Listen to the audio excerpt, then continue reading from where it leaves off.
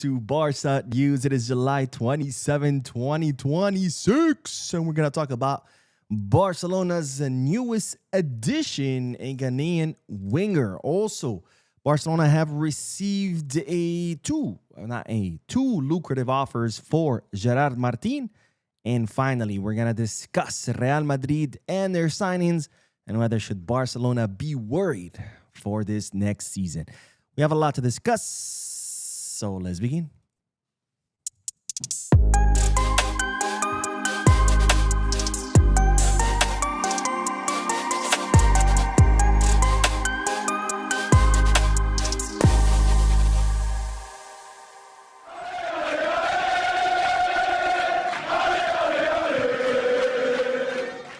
Hello everyone, welcome to the channel. My name is Boo, and welcome to the Barça News Live podcast, which is on every Mondays, Wednesdays, and Fridays, where not only we discuss Barcelona news, but we also get to interact with you lovely people in the chat section by reading your comments and reacting to them live. So start filling out the chat section with your questions, your suggestions, your comments, anything you want to add to the conversation.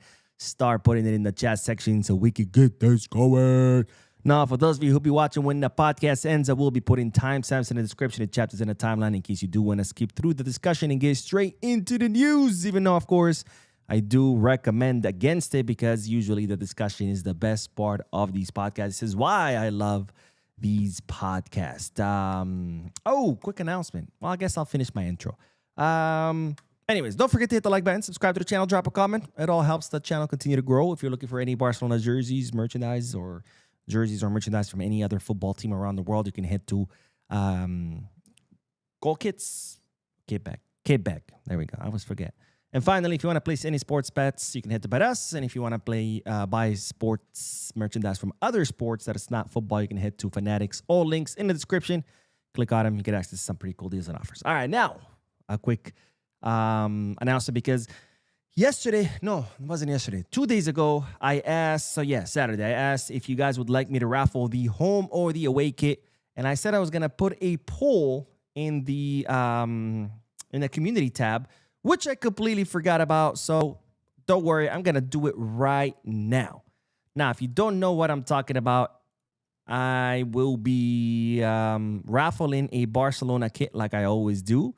And, of course, I want to know if you guys would like me to raffle a home kit or an away kit, and I'm going to put it in the poll. Obviously, whichever gets the highest vote is the one we will raffle. So let's put it in here. Would you like me to raffle the home kit or the away kit? Voila. We're going to put text poll home kit. Option 2 is away kit. Option 3 is Ferran Torres is better than Messi. All right, here we go.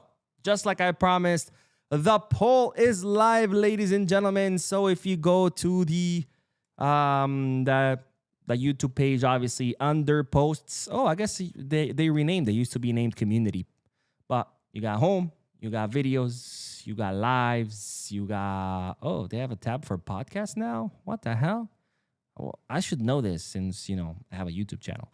But there's a playlist. And if you go to posts, you'll see right here. Oh, we already got people voting. 2 votes, 1 for home kit, 1 for away kit. So start voting, ladies and gentlemen. I'm going to keep this poll live and open for the next, let's do 48 hours until next Wednesday. For Wednesday's podcast, and on Wednesday's podcast, I'll announce which one has won, whether home kit and away kit, and then of course I'll announce the details of how to enter the raffle. So go to the post tab in that page and then start voting to let me know which kit you want me to raffle. All right, now let's begin with the news. Now that we are done with the poll. But let's begin with the news because today, ladies and gentlemen, the first team traveled to England. As you know, that was part of the preseason tour. The players have spent, a week now? Or has it been 2 weeks? I think it's been 2 weeks of preseason training at the Ciudad Esportiva, during which they played a friendly match behind closed doors against CE Europa, where Barcelona won 4-1. And well, now the team has traveled to England, to St. George's Park, which is where the English national team trains. And the team will be there until August 3rd. Now, during their visit to England, Barcelona will play 2 friendly matches against Birmingham City and then against Preston North. Preston North. I think it's Preston North. The one against Preston North, I think it's behind closed doors. Birmingham's going to be behind open doors. And today, the players left the Barcelona airport and landed in Birmingham. And here is Frankie and Christensen sitting together, giving each other tips on how to get injured. It's like, hey, bro, how do you get injured? I found out this is, if you do this, you get injured for 2 months. Oh, actually, I know a better trick that will get you injured for 3 months. So anyways, Frankie and Christensen exchanging tips on how to get injured. But we do have the official list of the players that have traveled to England, which I gotta say is pretty exciting. Oh man, I just realized something. I knew the font would be too small because I have a split screen here, and I had taken a picture of the list of players, but of course my phone is dying, so I left it charging, so I don't have the picture that I took. But it's okay because I'm going to look up the list on Twitter. Yes, I'm an old man. I can't see that font. I mean, the picture is this big on my screen because I'm doing a split screen. I have the live software. I have notes. I have Twitter. I have all kinds of things open. So let me see. There we go. I found the picture. But all right. In goal, we have Ter Stegen, Wojciech Szczesny, Jakubishvili, and Iker Rodriguez. For defenders, Hansi Flick has taken Ronald Araujo, Hector Fort, who is back from his loan with Elche, Alejandro Valde, Alvaro Cortés, Xavi Espart, Andreas Christensen, Gerard Martin, Jofra Torrents, and Pesquer. And for the midfield, Hansi Flick has taken De Jong, Frankie De Jong, Marc Casado, Tommy Marquez, Brian Fariñas, Ibrahim Diarra, Marc Bernal, Fermín López, Orián Goren, and Guille Fernandez. And in the attack, Hansi Flick has taken Karim Adeyemi, Barcelona's newest signing, who is now in England. Hamza Abdel Karim, the Egyptian center forward, who skipped his vacation to be ready for the preseason. Oscar Gistau, they're saying one of the most promising center forwards to come out of La Masia. That's something weird to hear, right? Because usually La Masia is not known for producing center forwards. Alex Fernandez, which is Tony Fernandez's cousin. Rooney Bardghji. Ebrima Tunkara, the most promising player in La Masia since Lamine Yamal. Alex Gonzalez, an incredibly promising winger. And of course, Shane Kluivert, the son of the legendary Patrick Kluivert himself. Now, I gotta say, I'm very excited for this list. As I always say, preseason is my favorite part of the summer because we get to see these youngsters play. I'm mostly excited about Hector Fort and Xavi Espart, seeing both of them because, of course, one of them is going to have to stay, one is going to have to leave. We cannot have that many right backs. We'll see which one wins the spot on the first team. I'm excited to see Alvaro Cortés. You know, we saw some glimpses of Alvaro Cortés at the end of last season. He looks like an incredibly promising center back. As far as the midfield, I'm excited to see Brahim Diarra, someone who has been at the club for 2 seasons now, but unfortunately injuries have been very cruel to him. Hopefully he can stay healthy and show us what he has. He already scored a goal against CE Europa. Tommy Marquez, we saw some glimpses of him at the end of last season. Very excited to see him this preseason. In the attack, of course, I'm excited to see Karim Adeyemi, our newest signing. Hamza Abdel Karim, an incredibly promising center forward. Gistau, very excited to see him. Tunkara, again, the most promising player since Lamine Yamal. Ladies and gentlemen, this guy is a star. You have no idea how much potential this guy has. I mean, his physique alone, he's 16 years old, and you see pictures of him getting the medical testing. I mean, he is ripped. At 16 years old, to have that physique is just out of this world. And then, of course, always excited to see the Fernandez cousins and other players like Shane Kluivert, Alex Gonzalez. Very, very, very exciting. Now, more news because Of course, as you can see on the list of players, one player who traveled was Mark Ter Stegen, which of course caused a lot of worry amongst the fans saying, hey, what's going on? Isn't he supposed to go to Ajax? Yes, Ter Stegen was supposed to depart for Amsterdam today to pass the medical exams, but he still hasn't because there's still delays in his transfer.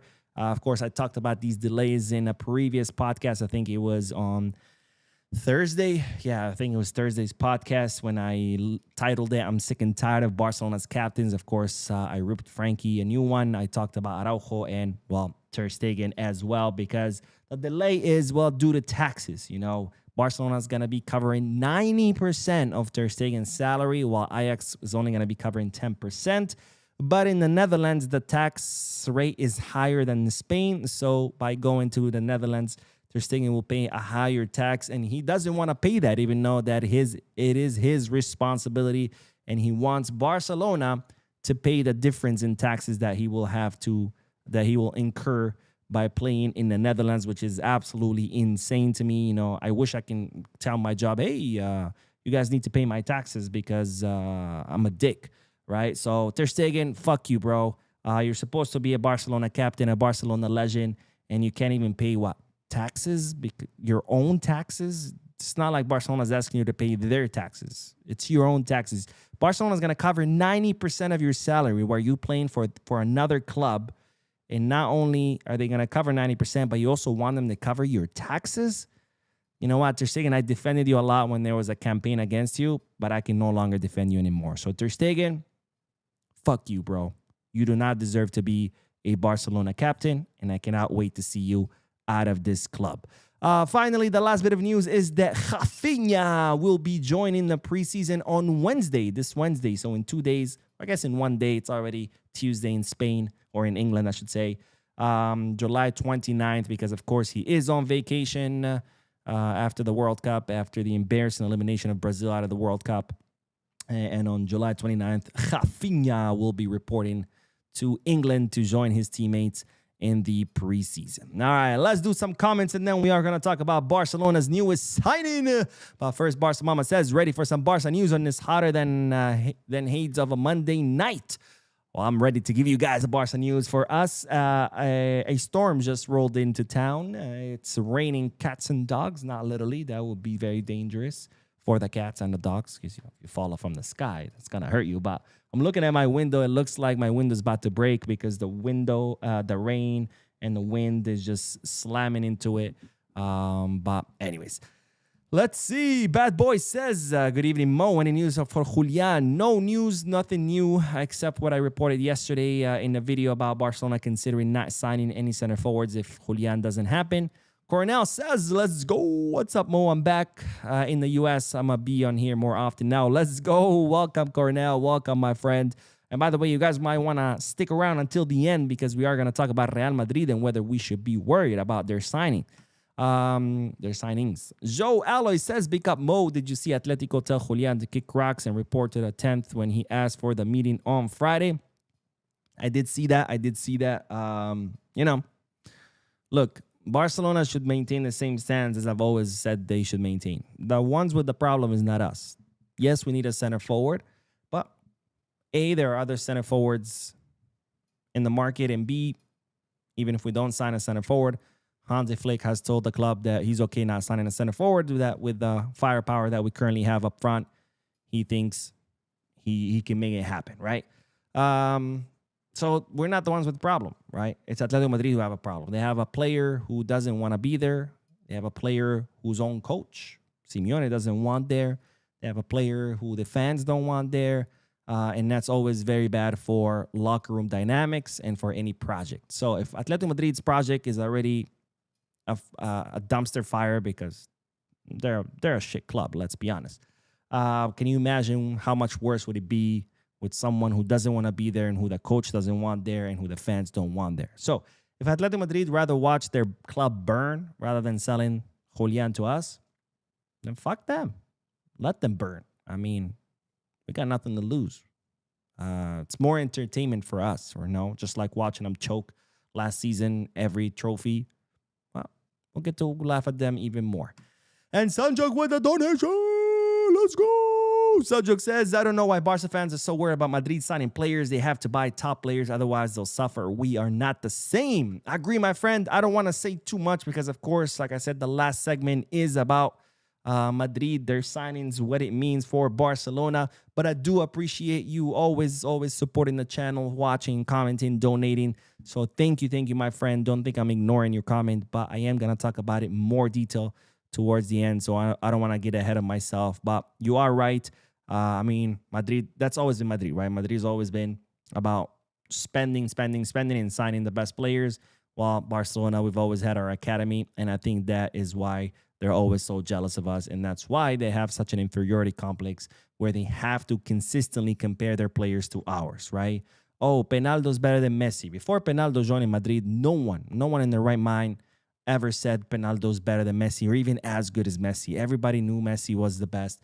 But of course, they couldn't stomach the fact that Barcelona had the best player in history. So they had to force this debate, this artificial debate that they manufactured, which is that Penaldo is better than Messi. Penaldo is not even as good as Messi. He's not even in the same league as Messi, let alone better than him, right? And then when Messi left, they thought it was over. Then came Lamine. So then they started comparing their players to Lamine, Mastantuono, Arda Güler, Mbappe, etc. Same with Cubarsí, Asensio's better. Oh, no, Huijsen's better. Pedri, right? Oh, Bellingham is better. Oh, Güler is better. That just denotes their inferiority complex and how they always have to, compare their players to ours, because even though Pedri is not an academy player, but most of our players who have been some of the best players in history have been La Masia products. Players that have given Spain 2 World Cups and 3 or 4 Euros. Iniesta, Xavi, Puyol, Busquets, 8 Barcelona players were in a 2010 World Cup winning Spanish squad. 8 Barcelona players were in a 2026 Spanish World Cup. In the World Cup Spanish winning team. So it's a reality that haunts Madridistas, and that will always haunt Madridistas, and that's why they're always going to have inferiority complex, and that's why they're always going to try to force these fake comparisons. But anyways, I'll talk about it more towards the end. But Costa says Real Madrid spending second season in a row, 200+ million. Barcelona can't afford to buy coffee on the street. I mean, look, that's great. That's actually great for us. Let Madrid spend all that money. I mean, they spent 200 million last summer on 5 signings, only to replace every single one of those signings this summer. Right, that's insane. That's actually close to 500 million in 2 summers. If you add the 120 million that they paid Mbappe, the signing bonus for Mbappe, you're talking about 620 million euros in 3 summers in the span of 2 years. That's crazy. That is insane. But let them. That's great for us, actually. I mean, let them go broke. They're burning through cash like crazy, and they got absolutely nothing to show for. 620 million euros. Not a single trophy, not even a consolation trophy. It's crazy. Dorian says, hey, Mo, I'm excited for the season to start. I'm also really excited to see Marc Bernal breakout season. The whole world will see how generational that kid is. I think people keep saying that, but Bernal was already breakout last season. Yeah, he only played half a season because he was recovering from his ACL injury, but let's not forget, he was the starter the entire second half of the season. He doesn't need this season to break out. He's already broken out. Obviously, this season, I'm sure he'll be better because he'll get to play a full season. Plus, every season he's only going to keep getting better and better and better because that's just the nature of it. He's still 19 years old. He's still growing. He's still developing. But anyways, Koroma says, good morning, bro. Alhamdulillah, I'm here back today. My wife and children, thank you, Mo. My wife and children, they always stay awake when it comes to podcasts. Any news for you, Striker? Well, I appreciate you, your wife, and your children watching this podcast. Thank you guys for your support. As far as the striker, no news except what I shared yesterday, that Julian Alvarez remains a priority. But if he doesn't come, Barcelona are okay not signing anyone.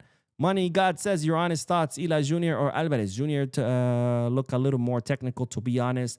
I would say Julian because Eli has, 1 season in the Premier League. That's not enough for me to choose him over someone like Julian, who's a World Cup winner, who's a 2-time World Cup finalist, who's a two-time Copa America winner, who's a Finalissima winner, who's someone who has Premier League experience with Manchester City, someone who has La Liga experience with Atletico Madrid. It's just you just can't make comparison, right? You're comparing the apples to oranges. Maybe down the road when Krupi has a little more experience under his belt, we can compare the two. But right now, I mean, it's a pretty easy choice. Koroma says the best man with the current news for Barca. We love you, Mo. I appreciate you, my friend. Thank you so much. And then let's do one more comment, and then we'll go back to the news. But Denny says I feel we'll should not risk going into the season without a top 9. We need to make some signings both in defense and midfield if our priority is Champions League. I don't think we need signings in the midfield or in the defense. I mean, we have 7 center backs and 7 or 8 midfielders. Those are definitely not positions that need to be reinforced. Anyways, let's get back to the news because, ladies and gentlemen, speaking of signings, speaking of the summer transfer market, in Barcelona have confirmed another addition to the club who's no other than Abdel Aziz Isa, someone we've talked about in the channel in the past, someone we talked about on the channel 2 weeks ago, if I'm not mistaken, maybe a week and a half ago. But if you don't know who Abdel Aziz Isa is, he's a 20-year-old Ghanaian winger who signed for Barcelona in 2024 on loan from Dreams FC. Dreams FC is a football academy in the African continent. I think they have several branches. But anyways, this one is located in Ghana. I think it might be like Foot Academy. If I'm not mistaken, Foot Academy also has different branches in different countries. But anyways, Dreams FC is another academy that Barcelona has an agreement with. Barcelona has been increasing their presence in the African continent, reaching agreements with academies where Barcelona funds or gives part of their funding to these academies to help develop young talent in the African continent. And in exchange, of course, Barcelona gets to sign these promising players. Sometimes they get first dibs, like, if there's someone coming up through the ranks and is really like flourishing, this academy will pick up the phone and be like, hey, Barca, we got this guy. He's pretty cool. Like, come check him out. And then, Barcelona gets first signing. That's how Barcelona signed, for example, Ibrahim Diarra. That's how Barcelona signed David Odro. And that's how Barcelona ended up signing Abdelaziz Isa in the summer of 2024 on loan. Now, Abdelaziz Isa spent 2 seasons on loan with Barça Athletic.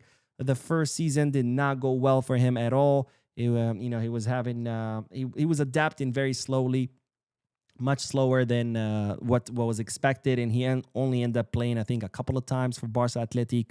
Not a very productive season for him. This past season under Giuliano Belletti, he did much better. He ended up playing 20 times, appearing 20 times for Barça Athletic, during which he scored 4 goals and provided 1 assist. Now, at the end of June, his loan expired and he went back home, and it didn't seem like Barcelona were going to keep him until out of nowhere, no one had even been talking about Abdelaziz Isa or thought about Abdelaziz Isa. There was no mention of him, of Barcelona tracking him or being interested in him. Everybody thought this chapter was over. The player had done two seasons loan. He hadn't impressed. He had gone back home. And then all of a sudden, Jean Laporta drops a bombshell. I don't think he meant to do it. I think it probably slipped, or maybe he did do it intentionally. But he was in New York City for the World Cup final. He's doing this interview on the streets of New York because some reporter had stopped him, and then he just drops the bombshell that Barcelona will be signing Abdelaziz Isa, which caught everybody by surprise. And well, lo and behold, there he is, Abdelaziz Isa, signing that contract in the Barcelona offices.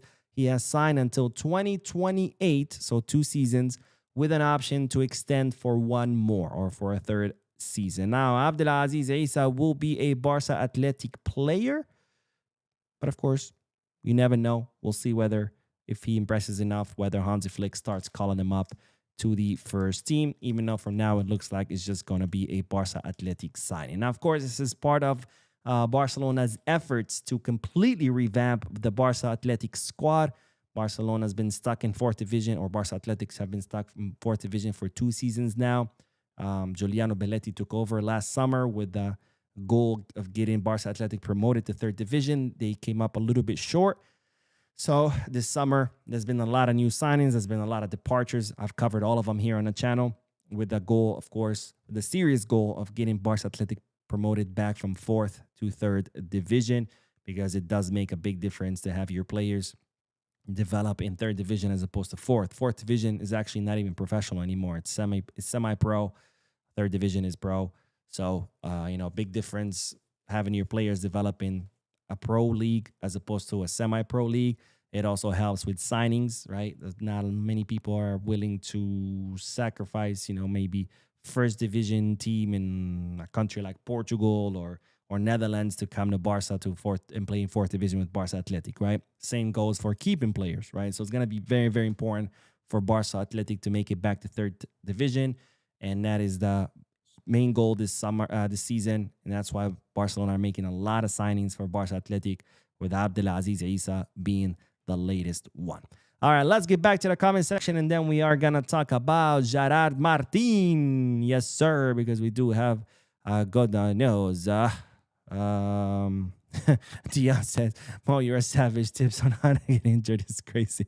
I mean, what else can they be talking about? Christensen has been injured for 2 seasons in a row, and then Frankie's been has been injured. I think it's 400 days now or something crazy like that. It's just nuts. Khalid says you're Arabic 100% from the way you pronounce Hamza name. Well, I appreciate you, my friend. I am fluent in Arabic. I'm also fluent in Spanish. And Carlos says, do we need a Barca subscription to watch the games? Can we watch them on their YouTube channel or app without paying subscriptions? So from what I was reading, Catalunya 3, that's their local channel in Catalonia, will be airing all the channels for free. And so, if I'm not mistaken, I've never done this. This will be probably the first summer I try it. If you have a VPN, you can activate your VPN and set your location to Barcelona. And you can probably go on CAT website, CAT, CAT for Catalonia, and probably watch the matches on there, if I'm not mistaken. But I'll look into it more, and then I'll let you guys know for sure. And the Jeff says our press is not the only issue with our defense. A lot of times we lose the ball in dangerous positions, which easily cause counters with our players out of place, combined with our disorganized press. Yeah, but that can also be fixed by pressing, right? Because if you lose the ball, your other teammates should be able to press in an organized way to recover the ball, or if they can't recover the ball, at least make it delay the guy with the ball enough, or make it uncomfortable enough for him to where you allow your players to get back into position. Let's see. Blaurana X says, you know what is so absurd? Ferran Torres' market value is at 50 million euros, while Julian, Diomande, Barcola, and Krupi are over 130 million euros. Ferran gave Spain the trophy and had a far better season than all. True, but Ferran still sucks. That's the other way to put it. Like, yes, Ferran gave Spain the goal, the World Cup, but not really, right? Yes, he did score the only goal of the game, which gave them the World Cup. But it wasn't Ferran that actually won them the World Cup, right? It was the entire team dominating, making France look like an absolute amateur of a team, making Argentina look like an absolute amateur of a team. It was their insane possession. It was their crazy press. It was their relentless control of the ball, to where they made the opponents just chasing until they were absolutely exhausted. And then when they would pounce and score, and all that happened thanks to players like Rodri, who was the architect of Spain's possession, Dani Olmo, who was phenomenal with in the attack and distributing the ball. It was Cubarsí and Laporte, who were the two best center backs in the World Cup. It was Cucurella and Pedro Porro, who were lethal on the wings. It was Lamine, who even though might have not had the best of the World Cups, he was consistently creating space either with his dribbling or with him attracting defenders and leaving his teammates open. It was a combination of all that. That's what got Spain to the final by dominating every single one of their opponents. And sure, Ferran scored the only goal, but it wasn't Ferran that gave Spain the trophy, right? That's to say that, it sounds like he carried Spain to the final and won it, which is not the case. It was Spain that carried him because, yes, Ferran scored a goal, but how many chances did he miss in front of open goal? I mean, it was crazy, man. He's missed like 100 chances to finally score the one. And yeah, sure, that's the one that counted, and that's the one that gave Spain the World Cup. But I mean, you cannot expect Ferran's value to be 130 million euros, where the guy sucks. Like, the guys cannot gain a starting spot in Spain, cannot gain a starting spot in Barcelona. We've all seen him miss the easiest fucking shots, open goal, 1v1. Okay, yeah, he scored the winning goal, but let's be real. Ferran sucks. The Rebel Pilot says, at this point, I don't care how much money we have to spend. Just get us a good striker, be it Julian or Krupi. We can finally move on and not have to worry about Ferran being our starting 9. Well, the thing about Krupi, Bournemouth have said he's not for sale, so it doesn't look like any money in the world is going to convince them. And I would disagree completely on just spending any kind of money to bring Julian, because, we cannot go back to that. We're still recovering financially. Sure, we're under the 1-1 rule for the first time in 5 years, but that doesn't mean that we're out of danger. In fact, our debt has grown substantially under Laporta. And the last thing we want to be doing is going back to the olden days that got us into the hole to begin with, which is spending whatever it takes, right? 70. Oh, no, they want 100. Fuck it. 120. Oh, they want 150 now. I don't care. Give them 180. Like, do whatever they decide, right? We can't do that. We can't go back to those days. That's what put us in the hole to begin with, a hole that we are yet to come out of. The last thing we want to do is dig ourselves deeper in that hole. Valeriano says, hi, Mov. Joan Garcia's injured. Szczesny came before at Champions League matches. I honestly don't think so, no. I think Szczesny, and not because Szczesny's not talented enough or doesn't have, the skills or the experience. I think it's because he's just checked out. He's on vacation mode. He had already retired, right? He came back from retirement to play with Barca, and now, from his statements, he's always talking about when Joan Garcia was he was like, oh, I hope he's not injured because, I don't want to play type of thing. He's just checked out, right? He's not in that competitive, hungry mode. He's just chilling. He's having fun. So I would have doubts about him performing. I mean, can he perform? Sure. But can he be the difference maker like Joan Garcia is? No. No. But anyways, let's get back to the news, and then we'll do more comments. And again, we're going to be talking about Real Madrid towards the end, so stick to the end. But let's talk about the next bit of news, which is in regards to Gerard Martin. Now, this is a 2-part news segment. The first part is that Barcelona have informed reporters close to the club that the club have received 2 lucrative offers, much higher than initially thought, for Gerard Martin. Now, we know that one of those clubs is AC Milan. I guess when AC Milan heard that we called Gerard Martin, Gerard Maldini, they were like, what, Maldini? Oh, go get him. It's like muscle memory for them. So AC Milan have made a lucrative offer for Gerard Martin. The second club, we don't know who it is because these offers were made through intermediaries. So, in other words, clubs, usually when they do that, it's because they're testing the water. They want to stay anonymous and see, they throw in the bait in the water and see if anything bites. Now, we don't know how much the offers are, but the club have said that they're higher than 15 million euros, which is the market valuation of Gerard Martin. And that, they have, of course, consulted with Flick, and Hansi Flick has completely shut down any possibility of Gerard Martin leaving. He doesn't care how big are the offers or who are they coming from.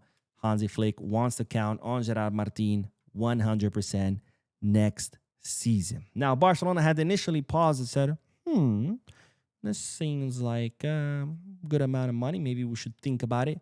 But the moment Hansi Flick shut it down, they were like, okay, never mind, because Barcelona feel like they owe it to Hansi Flick, because for the last 2 seasons, he has been pretty much, whatever you guys do, whatever you guys bring me, I don't care. I'll work with whatever I have.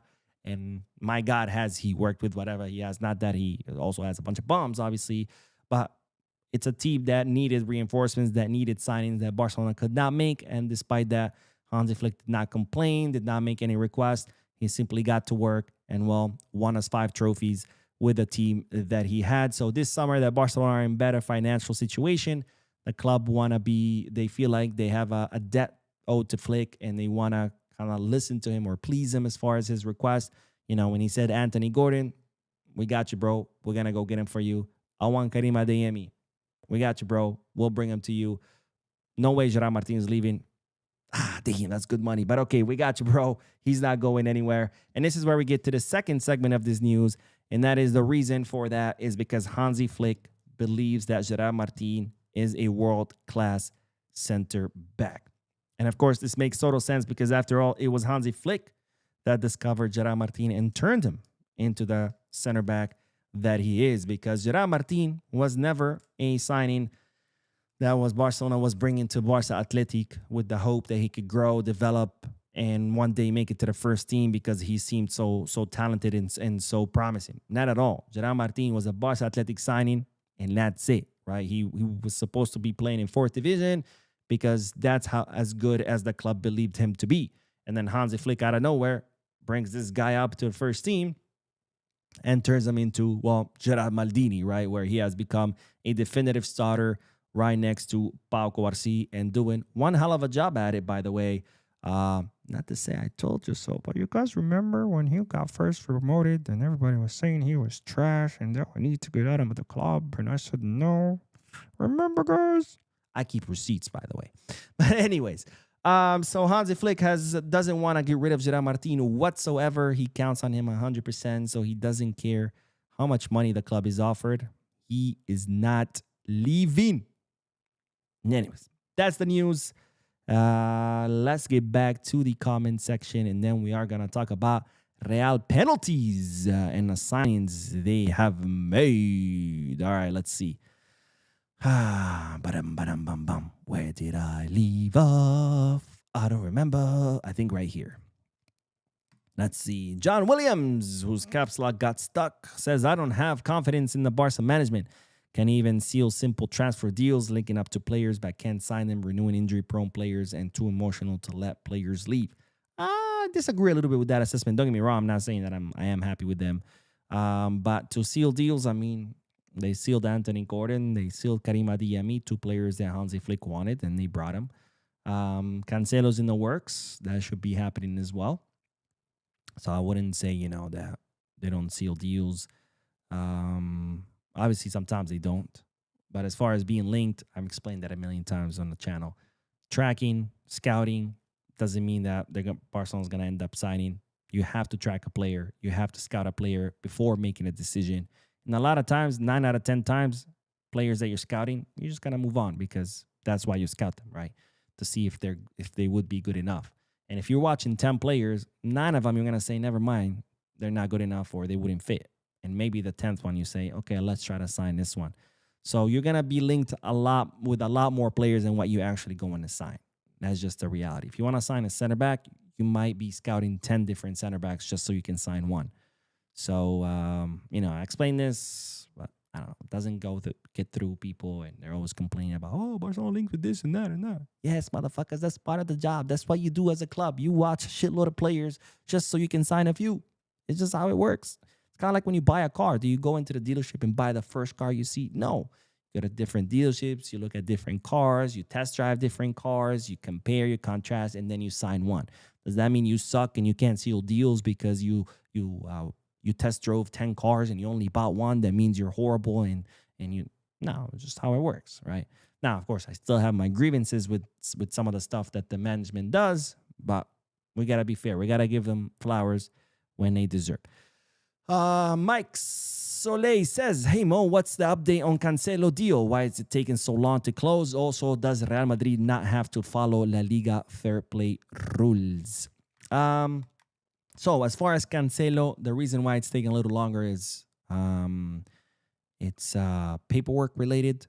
It's bureaucratic. It has nothing to do with the deal. Of course, Barcelona are still finalizing the final price with Al Hilal. They're going to end up meeting somewhere in the middle. Barcelona wanted to pay up to 5. Al Hilal wanted 15. They're most likely going to meet somewhere around like 10 million. Um, but a lot of it is also bureaucratic what they're finalizing. And of course, Cancelo is on vacation, so there's no rush. The players wants to come to Barcelona. He's told Al Hilal he's not going back. He's coming to Barcelona. It's just a matter of time. They're saying most likely that his signing will be finalized after Barcelona come back from England.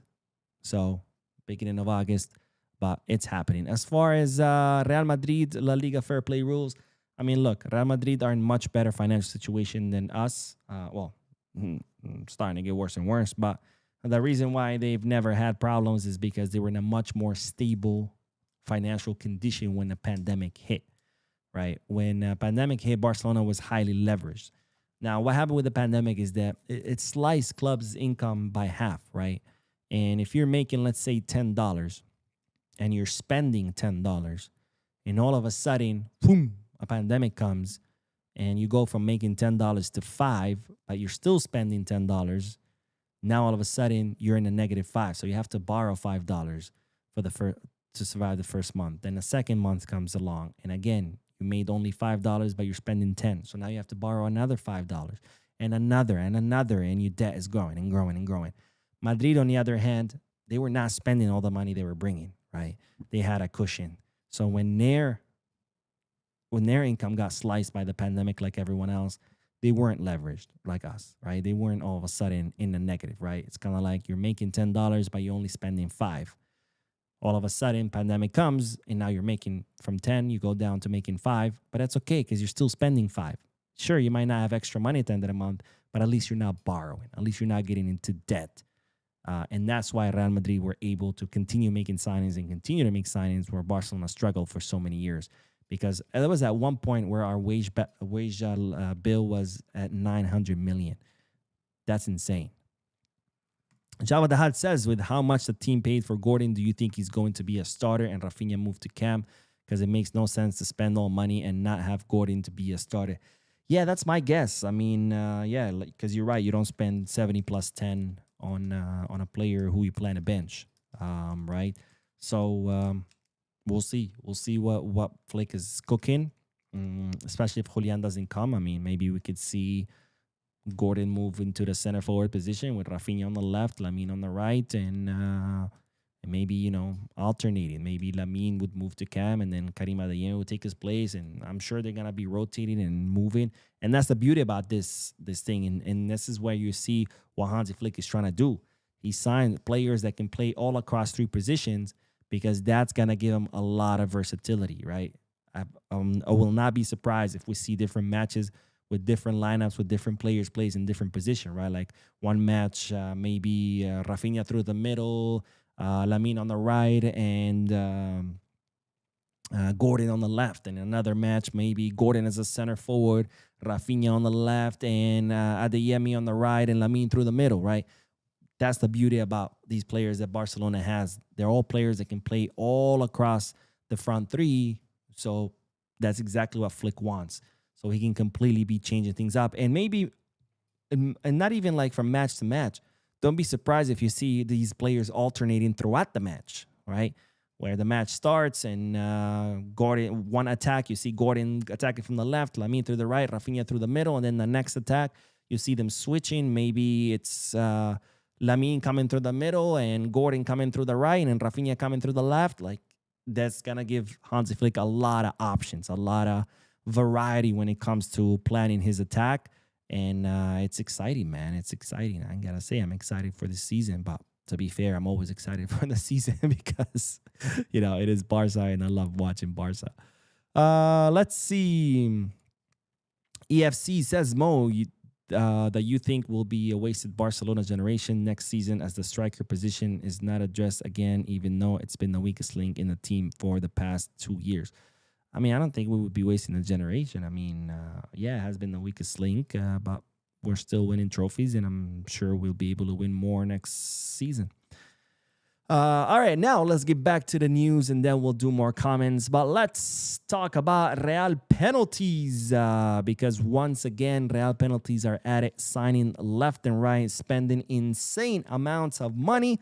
And of course, many people are asking me, Mo, should we be worried? Now, this is a question that I've gotten consistently every summer transfer market. I got it in 2024 when Real Madrid signed Mbappe. And I said, no, I don't think we have anything to worry. And Real Penalties went an entire season trophyless. Then last summer, right, Real Penalties spent over 200 million euros making 5 signings. People again asked me, Mo, should we be worried? Once again, I said, no, I don't think so. And then once again, Real Penalties ended the season trophyless. And now we're in our third summer where Real Penalties are spending again insane amounts of money. And of course, once again, the question is, Mo, should we be worried? Now, let's talk about the signings real quick because what Madrid is doing is pretty insane, which goes to show that they are desperate. They are desperate to compete with Barcelona after, 2 embarrassing seasons, and they are willing to just throw money at the problem as if money was the reason they haven't been able to compete, right? Because 2 summers ago, Real Penalties signed Kylian Mbappe, paying him 120 million euros signing bonus. That is insane for a signing bonus. And of course, at the time, they told us that Madrid was going to be unstoppable. Nobody was going to win him, and they had already won the sextuple before the season had even begun. And well, they did win a sextuple of nothing, right? And then, of course, came last summer where Madrid paid over 200 million on 5 signings, not only to end up trophyless again, but for this summer to go and replace every single one of those signings. That's the crazy thing. That's a clear sign of a team that's desperate, because how do you spend 200 million on 5 signings only to replace all those 5 signings 12 months later? Now, who am I talking about? They have signed this summer Potato Fries in the place of Trent, Konate in the place of Huijsen, who they told us was better than Cubarsí, and yet he didn't even make the Spanish national team and had to watch the real best center back in the world win the World Cup, Cubarsí. Cucurella for Álvaro Carreras. Bernardo Silva for Mastantuono, who they told us was better than Lamine and couldn't even gain a starting spot on Real Madrid. And he did not make the cut for the Argentina World Cup squad. And now they're bringing Mourinho in the place of Xabi Alonso, right? And that is another sign of Real Penalties' desperation. Not only did they spend 200 million last summer, and now they're spending more money to replace those same exact signings, but they're bringing Mourinho, the same guy they brought when they didn't know what to do when Pep Guardiola was our coach. Now, of course, there's some extra signings. For example, they just signed Yon Diomande, 120 million euros on Yon Diomande, which is insane, ladies and gentlemen. Don't get me wrong, I like Yon Diomande. I think he's a player with lots of potential, but let's not forget, he's an unproven player. Yon Diomande has only been in elite football one season with RB Leipzig at the Bundesliga, and they were willing to drop 120 million euros on a player with 1 season experience. And don't tell me he played in La Liga, because let's be real, he arrived in Leganés in January, and he was playing with their reserve team in 4th division or 3rd division. I think it was 4th division, and then didn't debut until the end of March. I think it was March 29th, which means he only played in La Liga for like a month and a half. So no, don't tell me that he played in La Liga. He only has 1 season of experience in elite football, which is with RB Leipzig, and they have dropped 120 million euros on him. And then there's some Madrid pundits saying, oh, look, for an extra 30 mil, Real Madrid signed Yon Diomande, where Barcelona got Anthony Gordon. I'm sorry, I'm not saying that Anthony Gordon is better than Yon Diomande, but Anthony Gordon has been playing in the Premier League since he was a kid, right? He debuted with Everton back in 2019. That means he has 7 seasons of Premier League experience. And you think that spending 120 mil on a player who's only had 1 season in the Bundesliga makes sense? Anyways, I'm not here to trash Yon Diomande. Again, I think he's an incredible player with lots of potential, but 120 million euros is insane. It's a lot of money. But anyways, where does this leave us?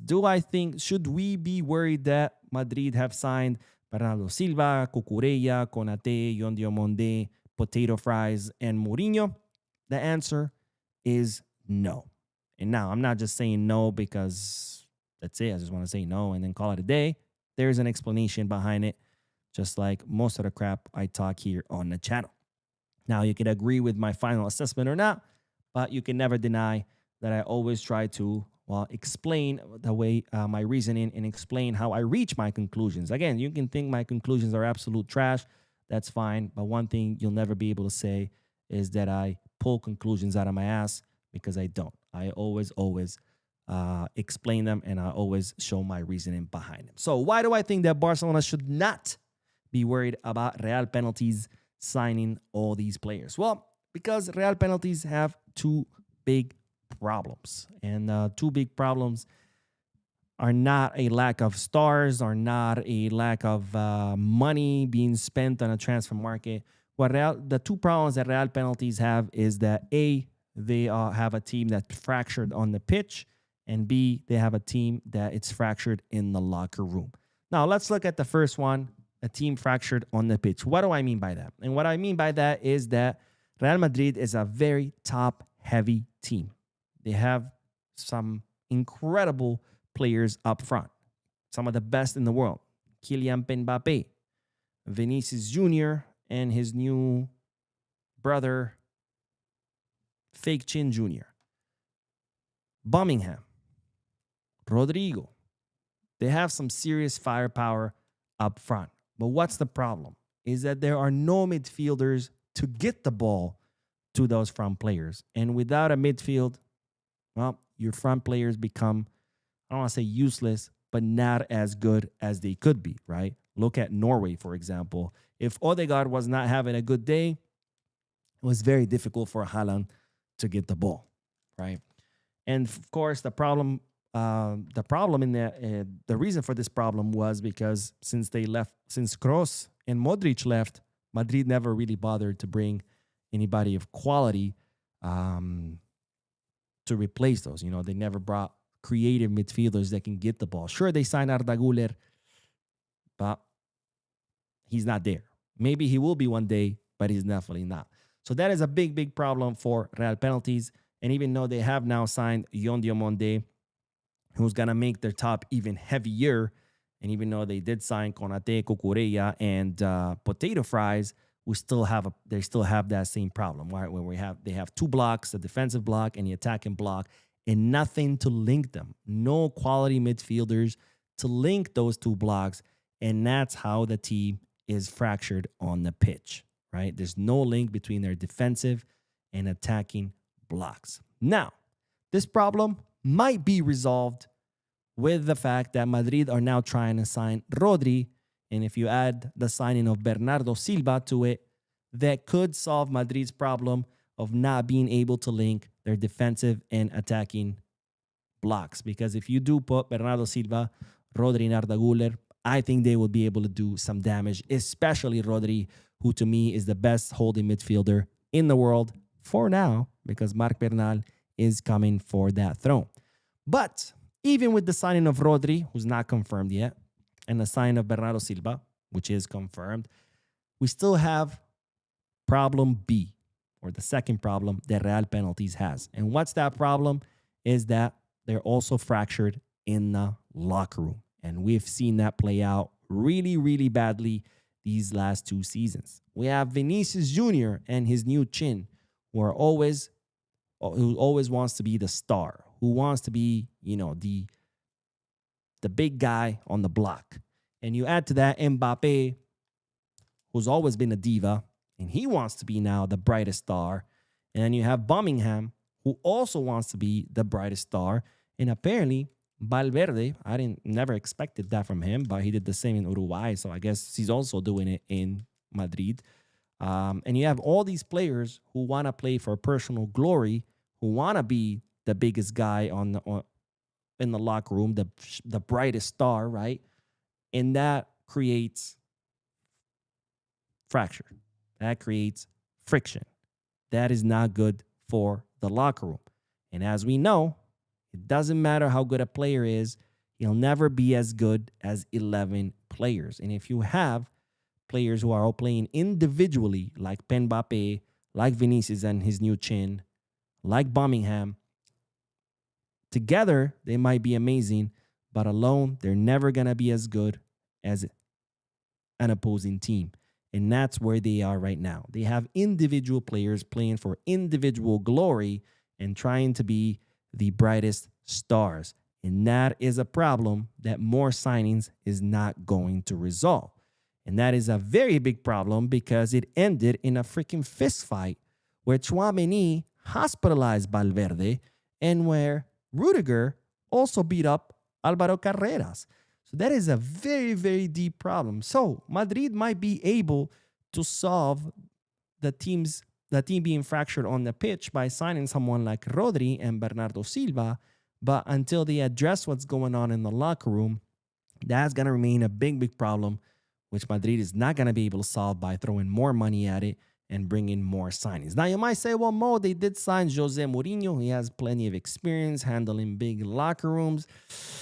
But I don't know if that's the right call for two reasons. A, Jose Mourinho has been a nobody for a very long time. Okay, this is not the Jose Mourinho from 2010 where he won with Porto and with Chelsea.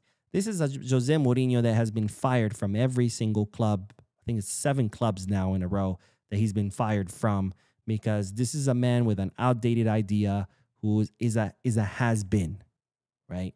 And I don't know if hiring a has-been is the right move to try to solve a fractured locker room. And the second reason why I don't know if Mourinho is the right guy for this, and it's worse than the first one, is that we all know how toxic Mourinho is, how big his ego is. Remember, they don't call Mourinho the special one because he truly is the special one. If he was special, he wouldn't be a has-been, right? He would still be relevant. They call him the special one because he named himself the special one. He gave himself that nickname. This is the kind of ego this guy has. So is it the right call to say, I have a locker room full of big egos all engaged in a pissing match, see whose dick is longer. Let me bring another guy who thinks his dick is the longest. I mean, is that the right move? I don't think so. So should we be worried about Madrid? I don't think so. I don't think so for those two reasons. Now, don't get me wrong. Madrid is Madrid. They're always going to compete. They have some of the best players in the world. And when you have some of the best players in the world, you can still do a lot of damage through individual plays. So that doesn't mean that, just because we shouldn't worry about them doesn't mean that all of a sudden, we're going to be able to just walk all over them. Madrid is Madrid. They're always going to compete. They always have players that can single-handedly win them matches. So obviously there's always going to be a challenge. But when I say should we worry about them, I mean, in a sense, should we think that, oh, shit, we're about to go trophyless because Madrid is just about to completely destroy us and destroy everyone else? No, I don't think that's the case. Are they going to compete? Can they still beat us in an El Clasico match? Absolutely. But should you be worried that, oh, shit, here we go. We're not going to win anything for the next 5 years because Madrid just built a Super Galáctico team? No, that's not the case. But anyways, let me know what you guys think about Real penalties and their more signings. And, they signed another player. Fabrizio Romano didn't mention it. It's Vinicius Jr.'s jaw. But I didn't see that here we go for Fabrizio. So I guess you can hear it from me. All right, let's see. Earl says Mourinho will be the cherry on top. It's just what needed. Another strong ego thrown in the mix. How long till the wheels falls up? Exactly, my friend. That's exactly what my thought is. I mean, I don't know whose bright idea was to say, oh, look, we got a locker room full of big egos fighting to be the top dog. Let me bring another big ego and throw it in the mix. That sounds logical, right? Java the Hut says it's crazy the PR is for Madrid. They spend 100 plus on Diomande, who has not proven anything, and people say it's Galactico signing, but Barca spent 80 million on Gordon. People say Barca overpaid. 100% agree. Again, I thought it was a little bit overpriced to pay 70 plus 10 for Gordon, but then I see 120 for Diomande, and I'm thinking now, maybe we didn't overpay because Anthony Gordon has been in the Premier since he was a kid. I mean, he came up through the Everton Academy, which, by the way, his family were Liverpool fans. And when he joined Everton, they were like they were like really mad. But anyways, he came up through the Everton Academy. He debuted with them in 2019. He's played 7 seasons of Premier League football, 7. And Diomande has only played 1 of Bundesliga, which it's equivalent of what, half a season in the Premier, you know. And again, nothing against Diomande. I think he's a player with lots of potential. I enjoy watching him, but that doesn't mean you should just pay insane amounts of money. You know, they definitely overpaid. They definitely overpaid. Arthur says, "What's go, Mo? I'm finally able to catch your live from Jamaica. Let's go." All right, let's see. Oh, wait. I already answered that question. Professor Wolf. Hi, Mo. Hope you had a good weekend. I hope you had a good weekend. Yeah. I hope everybody had a good weekend.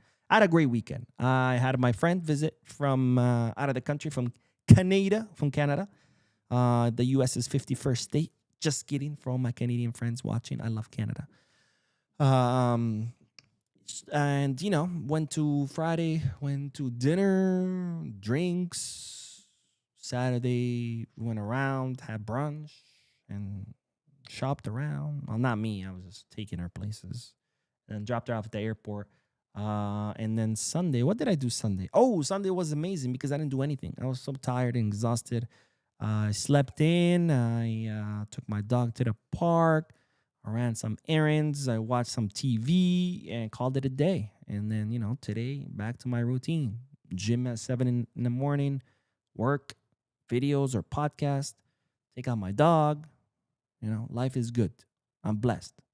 Solomon says, "Hi, Mo. Why is Barcelona not considering Victor Osimhen? He's a pure 9 and killer in the box." He kind of got considered, but Barcelona had other issues with him. For example, you know, his behavior. And again, don't go crazy. I'm in the comments. Every time I say this, Barcelona have a problem with his behavior. People like jump on my throat like, Victor Osimhen. I'm not saying that. I'm telling you what the club's problem is, not me. But yeah. Ibrahim says, "Mo, thanks for the update. By the way, the transfer market is going, eh? No player will be sold for less than 80 mil or 100 in the next 3 years. I'm here for Julian's update or any possible 9. I mean, man, the market is starting to get distorted like crazy. And honestly, it is the fault of the big clubs. You know, clubs like Madrid who pay 120 for our players only played 1 season in the Bundesliga. Or PSG, who've been overpaying for God knows how many years. I mean, they paid what? I think they still have the record for the most expensive signing, right? 220 for Neymar, right? And all these clubs, even Barca, right? Barca's been guilty of this. 130 for Griezmann and 150 for Coutinho. Like, you know, and all these big clubs are ruining the market because, yeah, you're right. Now, like everybody, all the small clubs want to sell. They'll sell you a broom for 10 million, you know, and it's like, and everything has variables. And as we've seen, variables are nothing more than just delayed payment because they make them so easy to fulfill. You know, if the player farts, you know, that's 5 million in variables. You know, if the player ties his shoe with his left hand, you know, it's like, what are we doing? I mean, I went to buy bread the other day at the supermarket, and the cashier was like, "All right, that's gonna be $2 plus 5 in variables." And I was like, "What? It's bread. It's getting out of hand. It's getting out of hand." That's what I'm saying. The Jeff says, "Even if we don't get a striker, I want Ferran gone. We could bring his replacement now and our main striker next window. I'm done with Ferran." You know what? Barcelona do have a good time or a good opportunity to cash in on Ferran and then, yeah, bring someone else. I've been wanting him out since the day he arrived. But if he stays, I wouldn't mind it, especially if you don't sign anyone, right? Because, you know, we still need a backup. Now, I wouldn't trust Ferran to start at all because we've seen it, right? We've seen time and time again. I think I have to explain this, right? He's not starting material. He really isn't. Off the bench, he's great. And I don't know if it's because, you know, he can only give you 20 to 30 minute quality minutes. So when you play him for a full 90, you end up seeing 60 minutes of crap. So you're like, what is happening? Versus when he comes off the bench, you only see those 20, 30 minutes of quality. Or I don't know if maybe because when he does come off the bench, the other team is a lot more tired mentally and physically, so then it becomes a little bit easier for him to perform. Or maybe it's a combination of both. I don't know. But he's definitely not a starter. So if we do keep him, I wouldn't mind to having Ferran on the bench. But I would never in a million years trust him as the starting center forward for Barcelona. Now, if Barcelona cash in on him with PSG, I'm talking about 50 mil at least, then yeah, I would totally be for it, because if we're going to talk about someone that's going to be on the bench, we can find a good replacement for less than 50, right? But we'll see. We'll see what happens. Roger says, "Hey Mo, good night. Tuning in from Tobago. Let's go."